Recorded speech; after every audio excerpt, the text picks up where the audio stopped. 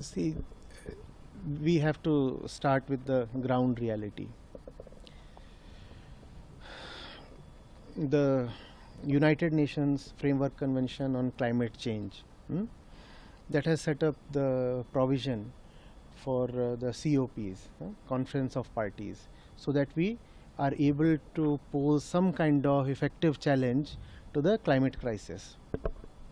2015, we had already realized that the climate crisis is the gravest danger mankind has ever faced. It was already clear to us, 2015. In fact, it was very clear even before 2015. So 2015, we set a target for ourselves.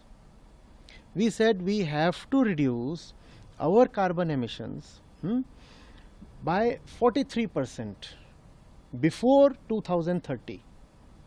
And we have to come to a net zero state by 2050. And if this we successfully do, only then we will be able to limit the global average temperature rise to below 1.5 degrees.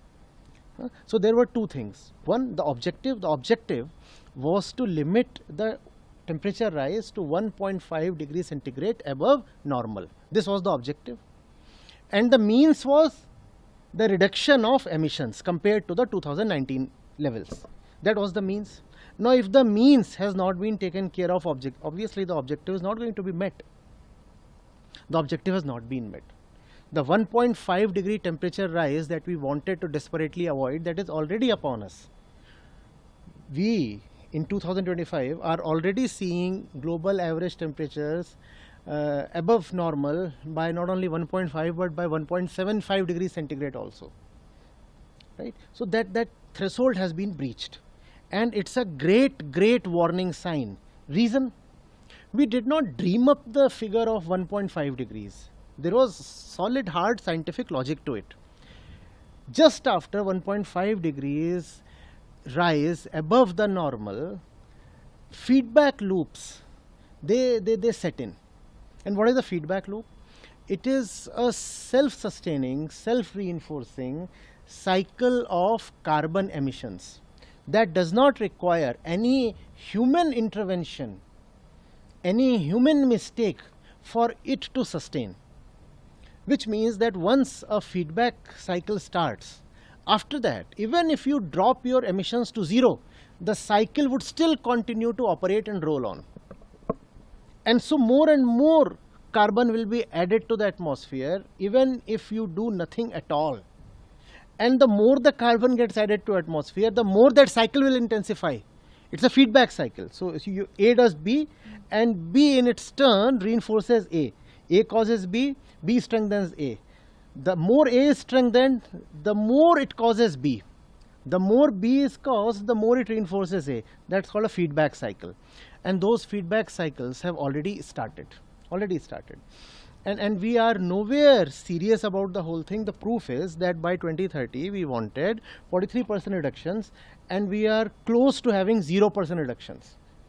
If we accurately measure where we have reached, it would be plus minus 2%. Either emissions have reduced by 2% or maybe they have actually increased by 2%. Both the situations are close to zero. We have done nothing at all. We stand exactly where we stood in 2019, and the temperatures they just keep increasing every passing year, and that spells catastrophe. This is the end, and this is not being highlighted by any party whatsoever. It is as if mankind has collectively taken a suicidal decision. We are saying this is upon us and we don't want to do anything about us. Trump has pulled out of the US agreement, of the Paris agreement. And this is the second time he's doing that. Not only has he pulled out of the Paris Accord, he's saying we'll dig deeper to get gas, oil, and we'll not just use it, we'll actually export it. We'll even excavate Alaska beneath all the sheets of ice. If there is oil or gas to be found, we'll dig it out. And that kind of mindset is there. Environmental sciences, the climate crisis, these things are being expunged from the curricula of schools and colleges, and especially in the US, there is a clampdown. They don't want people to talk of it. They don't want to this to get into the popular discourse. Conversations are being screened. Public conversations are being screened for climate. It's so. How am I mistaken in thinking that we have actually decided, we have actually resigned and said that this is our fate and nothing can be done about it? But then it is not a question of our fate. It is a question of this planet. It is a question of the coming generations. It is also a question of the millions of other species for whom the planet is home. We don't monopolize this place, do we? Right? So what right do we have to decide to just give up on this planet and then shoot ourselves all the way to Mars? That's what we seem to have decided. But what about the millions of innocent species who have done nothing to deserve extinction, but are going extinct every day by the rate of dozens per day for no fault of theirs at all? So that's why this Operation 2030, to sensitize people to this. And when people are sensitized to this, then they'll be able to revisit their priorities. They'll be able to see that the kind of people they idolize and admire, they are the ones chiefly responsible for bringing this crisis upon us. A quarter of the total global emissions come from the top 1% rich population of this planet. Top 10% of the rich population contributes for more than 50% emissions. And in contrast, the bottom 50% contribute only around 5%. So this is a problem created by the rich, but not paid for by the rich. They do it and we suffer. Because emissions don't really respect national boundaries.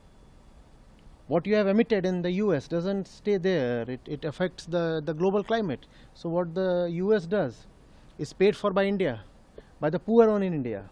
Right? Climate injustice. But we are not talking of it. We are behaving as if everything is hunky-dory. It is not. We are in the most dangerous phase that history has ever known. Our 3,000-4,000 year old recorded history has never seen such a dangerous phase. What can be more dangerous than getting obliterated altogether? We are not just going extinct, we are taking the entire planet along with us to destruction. Final destruction, irreversible destruction.